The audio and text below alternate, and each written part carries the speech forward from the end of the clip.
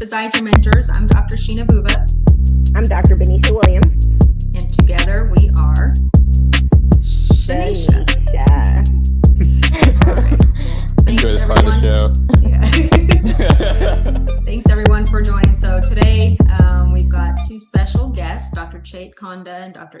Collins. They are not only physiatrists, but also pediatric fellowship trained physiatrists and also pain medicine pediatric fellowship trained. So they're like subspecialized. So this is a very specialized niche in physiatry. So we are very excited to hear more and learn more about what you guys do. So thank you so much for joining us. Thanks for having us. You guys. Absolutely. Thanks for having us. You do. So, okay, you guys tell us a little bit about yourself. Tell us where you're from, your training, how long it took to become a pediatric pain medicine physician. We want to hear all the details. Perfect. I guess I can start first. So I went to med school in New Jersey at NJMS, so now part of Rutgers. I finished there in 2012. Then I did a residency for 5 years. So it was a residency in both general pediatrics, PM&R, and pediatric rehab medicine. So then at the end of those 5 years, I had done all three of those things, all in Cincinnati. And so then in 2017, I finished that, did a year of pediatric pain fellowship, still at Cincinnati Children's, and then started practice. So after undergrad and med school, then it was another 6 years for me to do pediatric pain, which because I did that combined program, I was able to do pediatric rehab and pediatric pain in 6 years.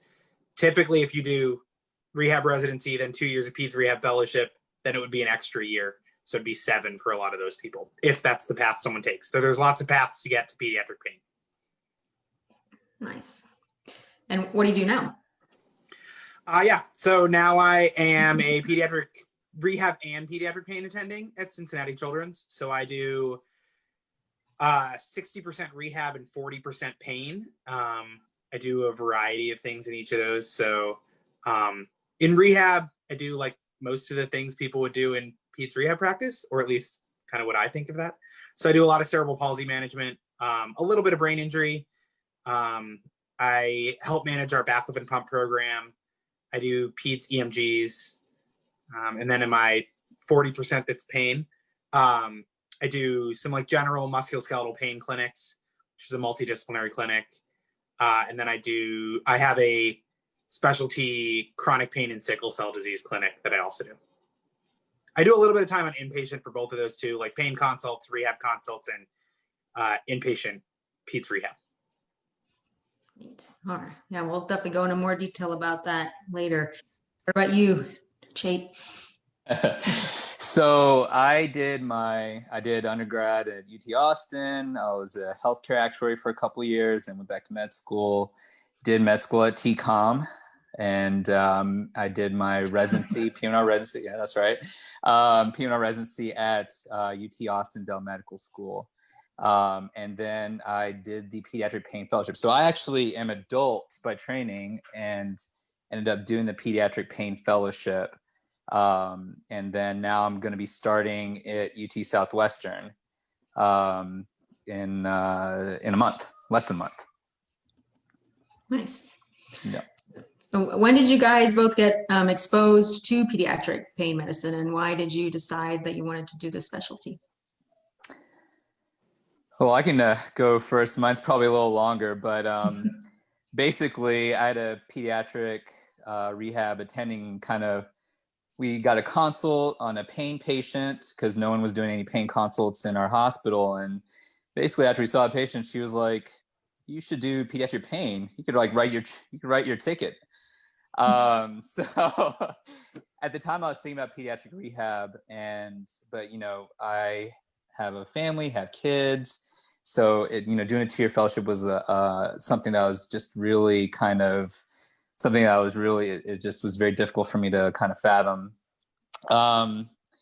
And so I basically looked into it. My program director connected me with the Cincinnati Children's program director, who connected me to Andy. And then luckily our program has the ability to allow us to do like away rotations. And so I did a month at Cincinnati Children's, kind of like a show rotation. And that's kind of how I got exposed to it and ended up at the fellowship. Yeah. So I guess I obviously in residency knew I wanted to do pediatric rehab since that was the whole point of my residency. I had no idea that I would want to do pain medicine. In many ways, I thought pain medicine was like my least favorite part of rehab and just something I would have to do because that's part of rehab. And through like my rotations in adult rehab, peds rehab, some of my gen peds rotations, I found a lot of pain treatment rather frustrating at times, and like aspects of pain management rather frustrating. Then on my, I think it was my first month that I did inpatient peds rehab, I met a few patients that were doing our inpatient pain rehab program, which is called the FIRST program. And that really opened my eyes to a different way of treating patients with pain. So in that program, kids come in for, now it's close to an average of 3 weeks, where they do rehab frequency or inpatient rehab frequency of therapies with 3 hours of PT and OT a day, an hour with psychology, time with school teacher, music therapy, rec therapy, a bunch of other people. And they get their function back and then eventually get their pain under much better control. And that was just such a novel way of approaching pain to me, and such a novel way of getting kids to feel better without some of the stuff that has a lot of side effects, especially for kids. So I was intrigued and drawn into it. Spent the next kind of 2 years, the first year probably a little bit back and forth, like, do I want to do this? Do I not? And then decided to stay on for a fellowship, and then eventually to stay in Cincinnati for good. But yeah, it was really the first program that first exposed me to pediatric pain as its own unique specialty and what were the unique characteristics of it, and then realizing that that was something I wanted to do. Yeah, I'll add to that. Like, I thought pain was going to be the last thing I did. I had no interest in it. It was like at the lowest of my like ranking of specialties if I was going to do a fellowship. And, you know, once I went over there, that's kind of what I saw, you know, the modalities and it allowed me to kind of consider being able to treat kids and not have like an age restriction. And then that's when I kind of reevaluated what I liked about pain, doing my pain rotation, did an adult rotation. Our program's lucky enough to have like a solid like pain exposure in a fairly typically idealized kind of practice in a sense.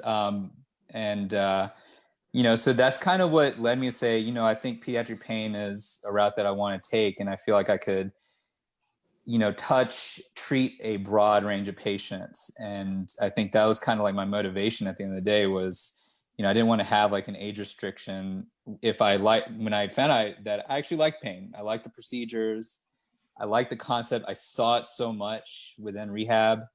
And, you know, but I never really understood like what was the appeal, you know, when you're thinking about chronic pain. But then it just clicked one day. And then, you know, once I was like seeing the pediatric patients, and you kind of, I think what I like about the peds population is just how resilient they are in a lot of ways if they get the right message. And so when you see those success stories, it's pretty rewarding. So that's kind of what pushed me to do the pediatric pain fellowship and just kind of go for it versus doing another 2 years and doing a full 7 years, which is still a very valid route.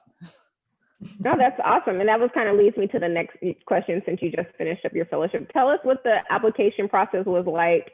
How many programs are there? Was there difficulty coming from doing just doing male? I'm trying to say adult.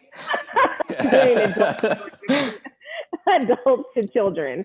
Yeah, tell us more about that experience.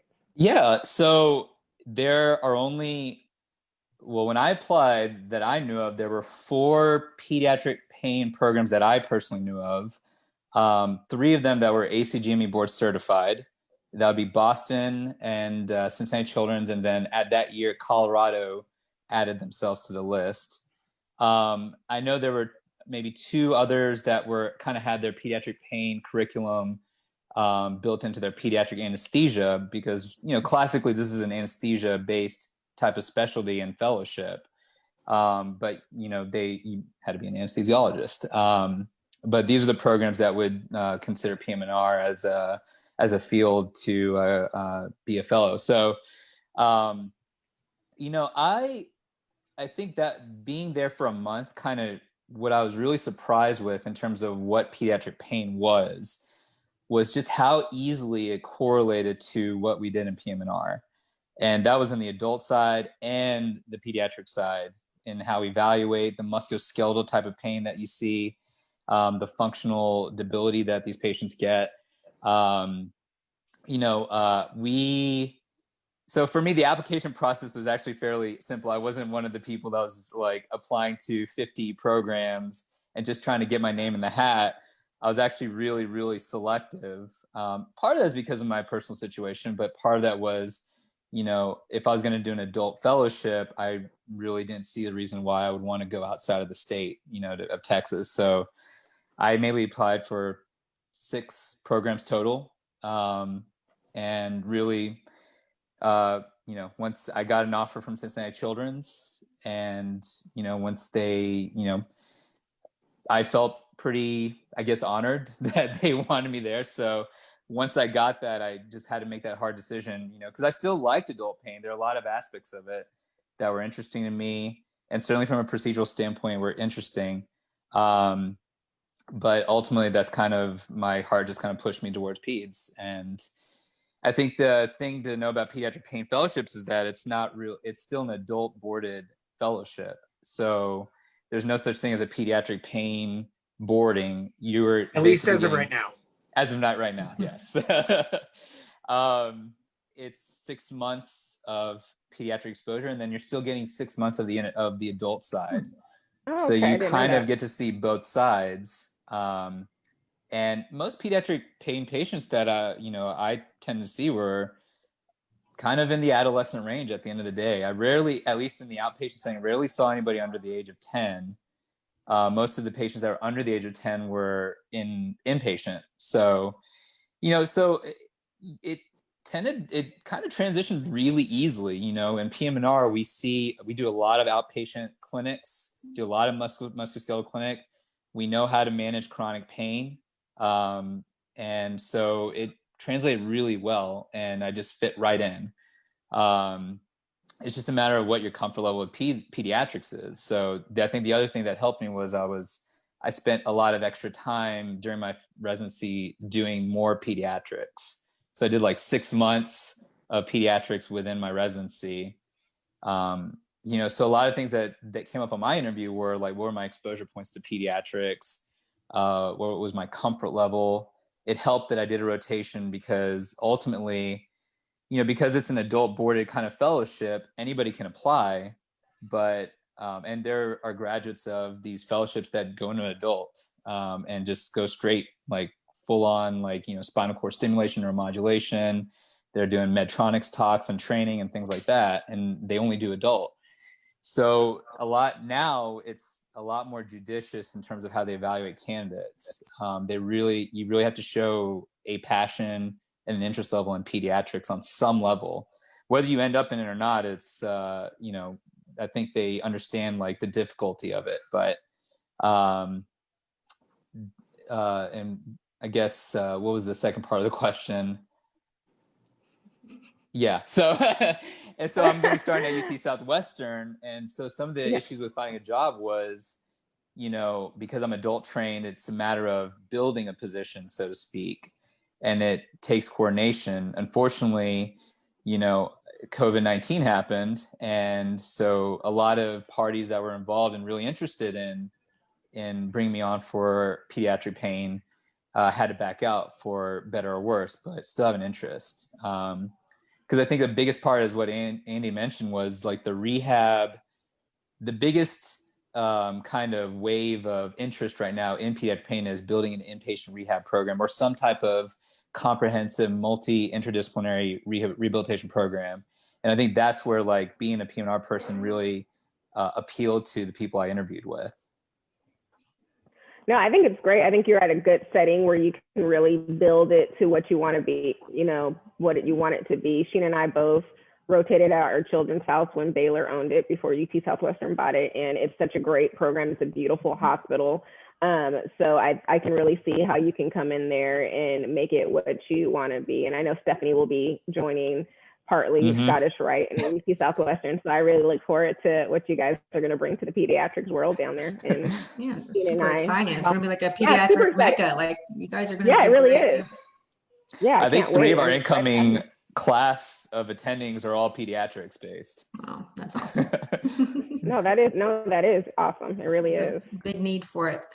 So Andy, I know before we all got on, we were talking about, you know, you've been practicing for about 2 years as an attending over at Cincinnati Children's, and you talked a little bit about it in the intro, but go into more detail about, you know, what exactly your work schedule looks like, inpatient versus outpatient, and what procedures do you do, you know, when people think about pain management. So both Benecia and I, we do some spine interventions, and, you know, is it just more than like doing lumbar epidurals and stuff on children? What more is there to children's pain? Yeah. So I guess in my general kind of everyday schedule, I do about 5 to 6 weeks of inpatient pain a year. So that's all pain consults. We have 3 different pain teams on the inpatient side at our children's hospital. We're a very big children's hospital. We're like a 550, 600 bed children's hospital. You guys are a big deal. Yeah. You're a big deal. There's a lot of people in the hospital. They've got lots of space for us. So we have a specific consult team that takes care of chronic pain and acute medical issues. We call it the medical pain service. So that's the service that I do for inpatient, where we take care of people with like pancreatitis, sickle cell crises, chronic abdominal pain, other chronic pain issues, chronic pain in the setting of musculoskeletal complaints, other things like that while we're inpatient. Any medical issue that causes pain that's not taken care of by the palliative care service is us. And yeah, I do about 5-6 weeks of that a year. I do about a month of inpatient peds rehab. And then my outpatient weeks are split typically Wednesdays. I have a full day of pain clinic. And then my other day of pain is split between Thursday and Friday. Usually Friday morning is clinic and Thursday is like my flex time that can include time for procedures.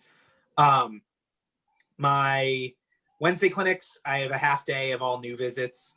Those are a multidisciplinary new visit clinic. So it's myself, a psychologist, and a physical therapist together that each see the patients to provide a comprehensive assessment of everything going on and then create kind of a comprehensive plan. So with a minimal number of exceptions, every new visit in our clinic has to see a psychologist for a full 1 hour assessment as part of their new visit, which I'm very thankful to have them. We're very fortunate to have a large number of pain psychologists, so we can offer pain-focused cognitive behavioral therapy to pretty much every patient we see, and they can get in within a few weeks at the longest. Wow. Then I have follow-up visits that day. Friday, I do either follow-up visits or sickle cell clinic. When I'm doing procedures, I do a variety of procedures. Mostly it's kind of the similar ones to what you do in adults, but for kids. More of them are the adolescents that would need procedures or that I would kind of be more willing to do a procedure on. So we get lumbar epidurals, a few sympathetic blocks. I don't do a ton of our abdominal pain patients. Like I don't see a ton of abdominal pain because of which day I have clinic. But some of my colleagues do like transverse abdominis, like tapped blocks. Yeah. And celiac plexus blocks. So I don't do a ton of celiac plexus because I don't see as many of the abdominal pain kids. And then like medial branch blocks and SI joint injections. And then I do some like hip joint injections under ultrasound and a few other things like that. I mean, and then in clinic, I do tons of trigger points, but that's a different type of procedure, still a procedure, but lots of trigger points. Kids also get myofascial pain because they have muscles, so they can get myofascial pain. And that, yeah, so that's kind of the practice. I mean, the volume of procedures I do is much, much lower than an adult-based practice would be. Part of the reason I decided to do fellowship is, like pain fellowship, is that I wanted to be able to offer those procedures to patients. Like, I think I learned a ton in fellowship about overall management of pain. Someone out there probably would have hired me just out of pediatric rehab training if I said, I really want to take all your chronic pain patients and take care of them. I'm sure there are many places that would say, sure, you can do a pediatric rehab practice and take care of the chronic pain patients. Just because there's a shortage of pediatric rehab doctors and pain doctors. But my biggest thing was, I don't want to get a job and say, I can offer you some of what's most appropriate. I want to offer like the most comprehensive options, including understanding of how an intensive interdisciplinary pain rehab treatment works, how to do the procedures and stuff like that. I didn't originally intend to stay in Cincinnati when I was originally applying, but that also would have been requisite to do chronic pain in Cincinnati to do the fellowship, since there are people, since we have a fellowship, they probably wouldn't hire someone to do pain who hadn't done a fellowship. Right, makes sense. Which makes sense. But yeah, my pain practice looks in many ways a lot like an adult one, except the ratios of what I do are different. And I'm very lucky that I get like way more time with my patients than I think any private practice would ever let someone have, because I have an hour for every new visit and 30 minutes for every follow-up, which I don't think very many adult private practices have the luxury of having that much time. Yeah, I think it would be amazing to be able to have a neuropsychologist too. See your patients. That's awesome. Great resources. Yep. It's a what about, do you do a lot of botulinum toxin? Yeah, so I don't do very much in my like pain practice, but in rehab I do tons of it. It's a huge part of pediatric rehab, so I do lots of botulinum toxin, and then I do phenol injections as well for spasticity management in the OR.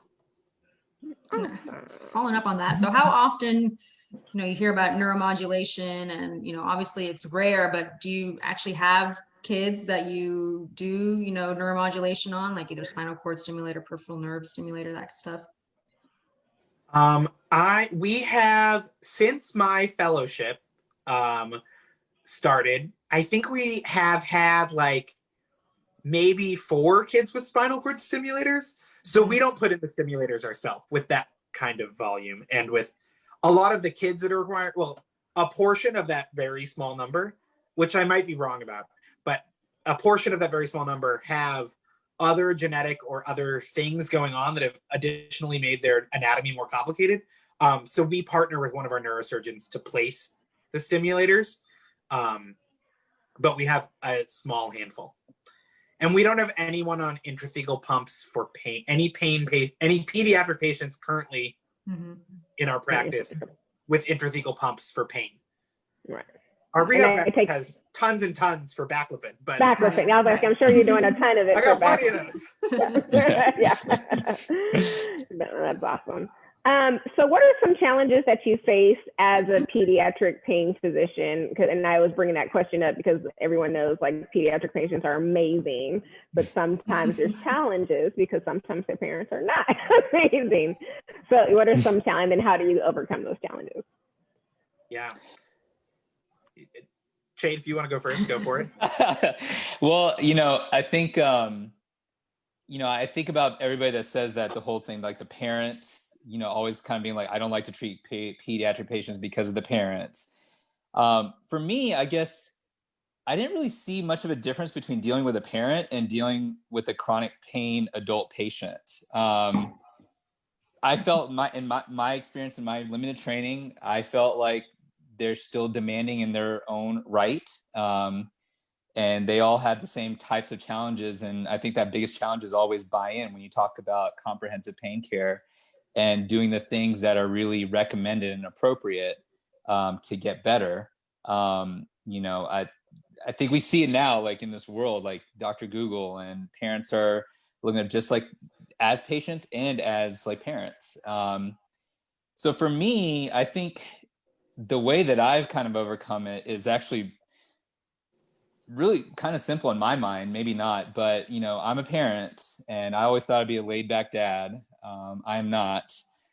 And I found myself connecting and kind of visualizing what it would be like if my kid was in pain.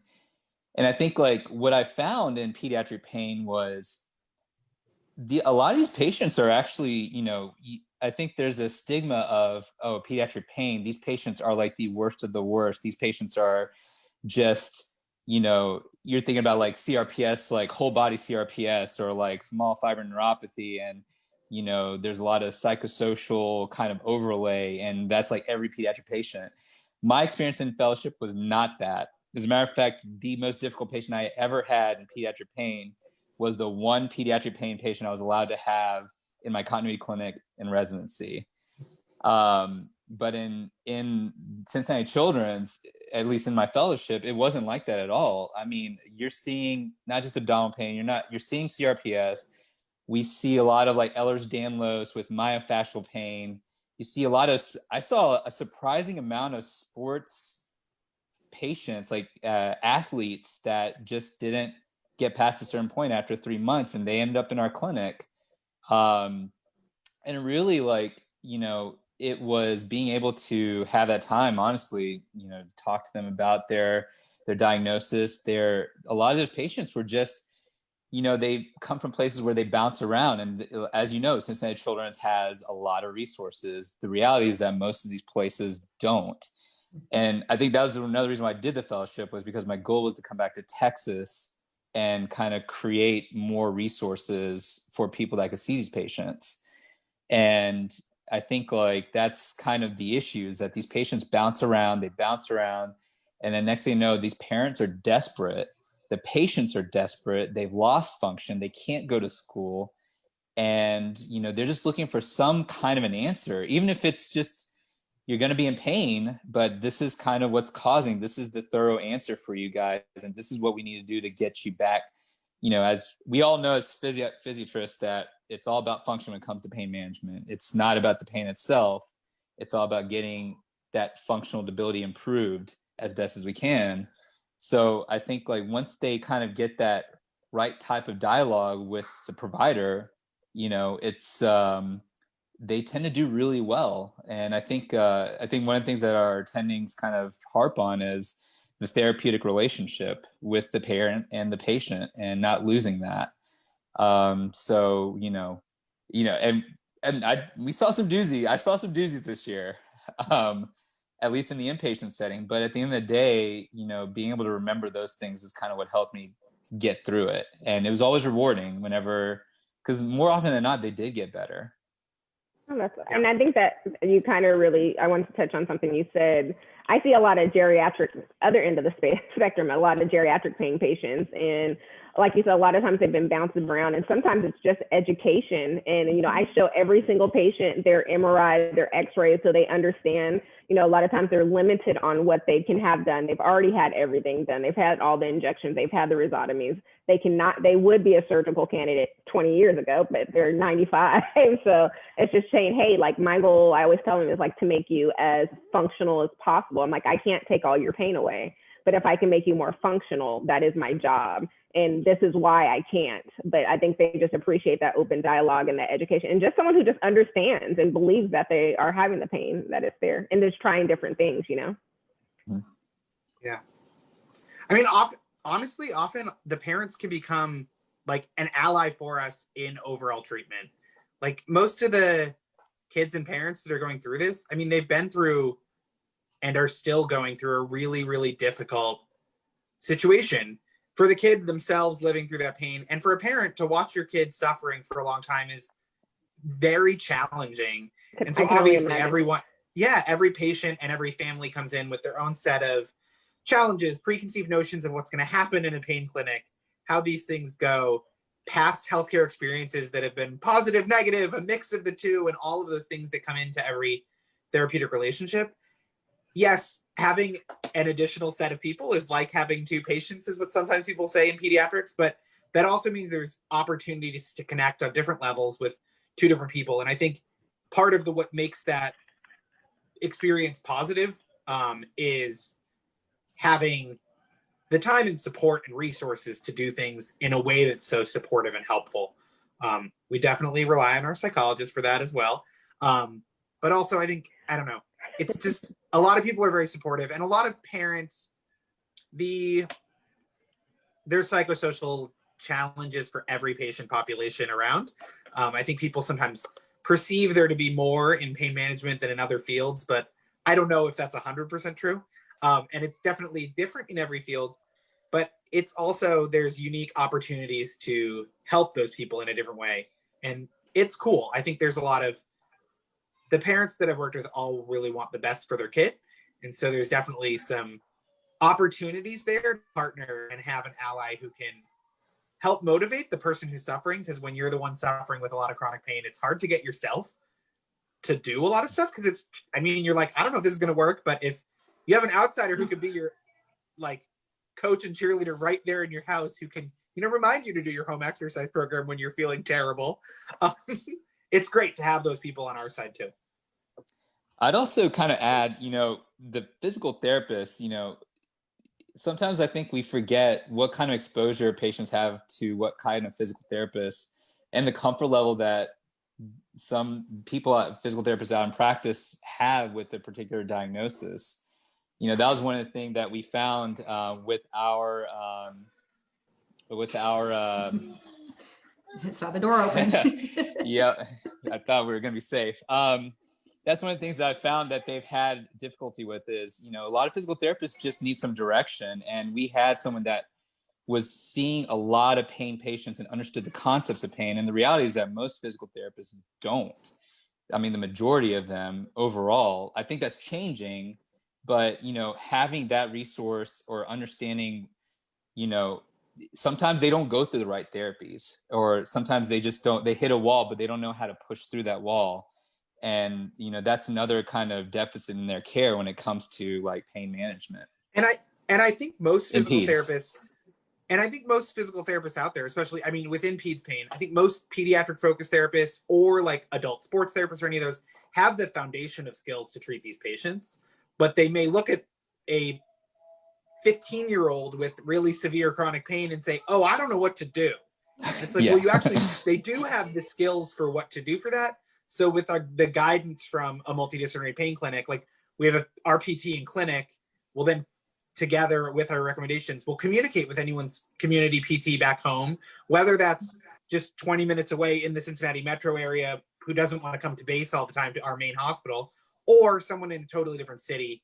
Our PT will communicate back with them and say, hey, here's what you do. And with her explanation, many of them, lots of therapists have the skills to do this, but they have less familiarity with kids with chronic pain, and it can be a little scary if it's not something you've seen a lot. Yeah, it's like not. We get a lot of those patients where it's like everyone I've seen is told. Yeah, like lots of our patients will say, "Oh, none of my doctors have ever seen." I think for them to come to a clinic where we're like, "Oh, we've seen this," feels better for them to be like, "Oh no, we've seen this. This is what we do all day and every day, except like one day a week." Like a lot of practices, yeah, they have that hard cutoff. Like if you're below 15, we don't see you, sorry. And then it's like, where do these kids go? So we are so excited that you are coming back here to Dallas and getting all this stuff set up. So we need you for sure. I think doing like a half and half was actually really valuable as well. You kind of reinforce the continuum of pain and understanding like musculoskeletal back pain, like from the spectrum of like 3 years old to 85 years old. You know, I think one of my personal goals is to kind of, one of the reasons why I didn't necessarily want to do like a full-on peds kind of training was because, you know, I kind of like the idea of like being able to do like a transitional type of experience where, you know, you can, because I think that's what happens. What I saw in fellowship was I'm here in the pediatric clinic, and then I'm in like a full, you know, like 50 patients a day kind of full speed adult anesthesia based pain clinic where I'm getting like 5 to 10 minutes to see a patient. And then, so this is the transition, and they're getting 19-year-olds, 20-year-olds that haven't necessarily, like, they just got into their clinic because people don't know that continuum, and they just say, oh, pain management, let's get them over there. And, you know, they just don't have that kind of bandwidth to like be able to handle that kind of a patient, so to speak, like, you know, the concepts of, you know, good musculoskeletal care and things like that. At least in that particular practice sometimes, you know, and there's a lot of those practices out there. So I think some of my goals is to kind of create that kind of a situation in Texas. And I think that was kind of the other appeal of not being full on peds, being able to play in both spaces.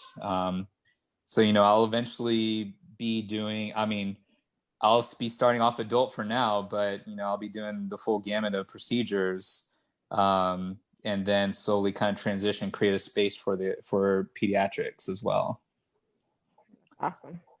Dr. Kristen Taylor texted me and she told me, she said, tell Chait and Andy I said hi. Oh, hi, Kristen. What's up, Kristen? So fun. If you guys have any questions, please let us know below. Do y'all get like some pediatrics, like patients, adolescents within your clinic space? I do for concussions. For concussions? And then just for general, you know, musculoskeletal, just because I did sports medicine. So we saw a lot of, you know, junior high and high schoolers is usually, I tell patients, I typically don't want to see less than 12 or 13. Gotcha. Yeah, that's my cutoff. Yeah. So there's 3 PM&R physicians in our group, and I think both of them have like a cutoff at 18, so they don't see anyone below 18. And I said, I'll see them, you know, up until 13 or so, and then below that, we'll send them to find some more resources. Exactly. I'm going to add one more thing. I'm going to add please. one more thing. In all my 1-year fellowship, I, in the outpatient setting, never had to think about opioids as a medication option for the kids. Some of them were I think one kid was pre-established and genetic abnormalities, in a power wheelchair, non-communicative, CP, where I had to think about, you know, methadone or something like that. And I think that's kind of the other aspect is, you know, what I'm appreciative of my pain fellowship is because I understand the indications and contraindications of opioids when they're appropriate, you know, I feel very comfortable saying no, and I understand why. And so I don't let the emotional kind of affect of the patient impact my decision making because of my understanding of that. Most of my opioid management was in the inpatient setting because that's what they're there for. There's some kind of acute issue going on, but otherwise, now the adult side was different, but a lot of pre-established patients at the end of the day. But it's still, you know, a very thoughtful way to kind of go about understanding when to use opioids and not. Yeah. Awesome. I think I have 5 patients that I started chronic opioids on as an attending. And I think, 5 that I've prescribed chronic opioids for. 2 of them, I didn't start it. They were transitioned to someone else. And I think only 1 or 2 are still on opioids. Yeah. Which is just a very different practice. And I think, there's different pathology. There's so many differences from adult. I'm not saying that as like being better or worse. It's just a very, very different practice in that regard. I mean, we all know that the adult population, there's way too many people that are on opioids that don't need to be on opioids, right? So So probably very few adult pain doctors, I would say, have less than 1% of their patients are on opioids. I think B and I fall in that category, probably. I only have like 2 or 3 patients on. Literally one hand. Yeah. I don't know about Cincinnati. Here in Texas, Chait, I'm sure you know CBD, you can treat it for spasticity. You know, Dr. Kristen Taylor was very instrumental in getting that bill passed here. Are you planning to implement any of that into your practice, or have you had any experience? I've had great experience. I can always tell you my experience. I think from a pain standpoint, because it's still like a controlled substance, like from it would only be for perspective. spasticity. You can only do it for spasticity. I'm still catching up on the literature because I saw that actually a couple of weeks ago. Is it CBD you can only do for spasticity in Texas? Or not THC containing? It does have THC. It has higher levels than what you can get over the counter. So it's 0.5% by weight THC to CBD. So it is medical marijuana. So it is prescription based for spasticity. You can do it for MS, neuromuscular disease, terminal cancer. in epilepsy. So, Yeah. I have me and my partner, my partner's Landley, she's TBI board certified, one of my partners, and she has quite a few. She probably has about I want to say 15 to 20 patients on it, and they're doing very well. I have about 5 or 6, and they're all doing very well with their spasticity. I've been able to titrate down their Botox. Awesome. Yep. Yeah. I'll definitely have to catch up on that. Did you have to get special licensed? You just have to register. No, yeah, you just have to register. So I'll send you the information when you start, and then can make sure that the reps come and talk to you. So yeah, awesome. Absolutely. Yeah. Hopefully there's not a lot of bureaucracy, sometimes with universities, they've got their rules and stuff, but right. Of course. If you present the research, maybe they'll be a little bit more open to it. So yeah.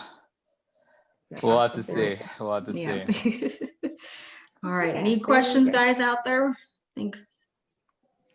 Well, I have a special question for you guys. If we ask all of our guests this, if you were not a pediatric pain management physician, what would you be? You can do in medicine and out of medicine. Yeah. I see Andy's musical instruments behind him. So. Those are not mine, they're my husband's. I cannot play any instruments. Those are my husband's. He's a musician. That is not what I would be doing. I guess so.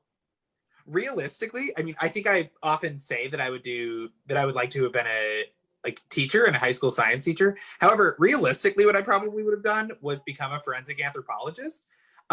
Because I majored in physical anthropology or biological anthropology in undergrad, and I did that planning to go to medical school. But had I decided not to go to medical school, I think that's the other field that could have gone off of biological anthropology that I thought was extremely fascinating. And so even though that's I don't envision that it's nothing like what I do now, but I think what I would have ended up doing was becoming a forensic anthropologist. Cool.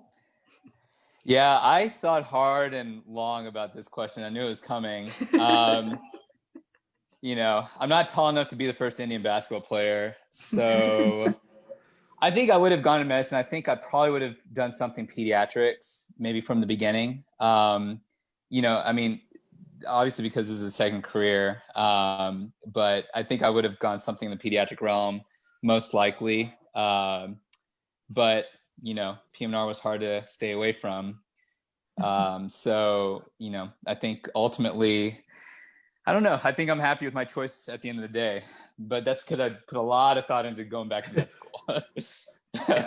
If I had not gone into rehab, I would have gone into pediatrics, and I probably would be an adolescent medicine doctor. I love adolescent medicine, which works well for pain because I take care of teenagers all the time. Yeah. But I love taking care of teenagers. I think teenagers are the best, which I know is not how everyone feels. It's a lot of fun to work with as a doctor.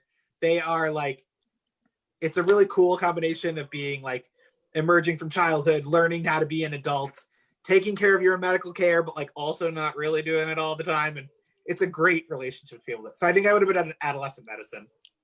Nice. That was my favorite Gen Peds rotation, I think. Oh. What did you do, Chait, before med school then? Oh, I was a healthcare actuary for 2 years. Oh, wow. Okay. So I priced out Medicare, Medicaid, kind of see the process of how that goes. Yeah. So nothing too interesting. It sounds a lot fancier and more interesting than it actually is. Did you come into medical school knowing you wanted to do PM&R? I did not. I heard about PM&R when I was trying to get into medical school. And then for the longest time, I thought I was going to do pediatrics for the longest time. And then of course I met our mutual friend, Kristen Taylor, and she was the one that I sat down with, and she kind of explained what it was and the routes. And of course I was going to wear my foo shirt, but no. I think he's got enough publicity. I know we don't have to say his name on. Yeah. But did a rotation, and then I just kind of fell in love with it. And I just always felt at the end of the day, I probably would not have been a generalist from pediatrics. So if there was a specialty, it would have been PM&R once I knew what it was. So yeah, I kind of got exposed to it, just kind of, I knew it in the back of my mind, but wasn't sure what it was. And then, had to explore, just like a lot of people, I feel. Yeah. Yeah. Well, awesome, guys. Well, thank you so much for joining us. I learned a lot. I think our audience did too. Yep. And if anyone has any questions, out there about pediatric pain rehab, what's the best way they can contact you guys? Let's see. So I'm still learning how to use Instagram, and I'm looking up my @sign. You can Instagram me at KonK1. We tagged you, yeah. KONDK1. You can Facebook message me at any time. And my email is chaitkonda@gmail.com. If anybody has any questions. My whole goal with reaching out about this was, I just feel like there's a real opportunity for physiatrists to get in this space. And I think there's a real desire for it. And I think you can get into it without having to go through a full 7 years. I think it's going to be a great option for people that do a pediatric rehab fellowship.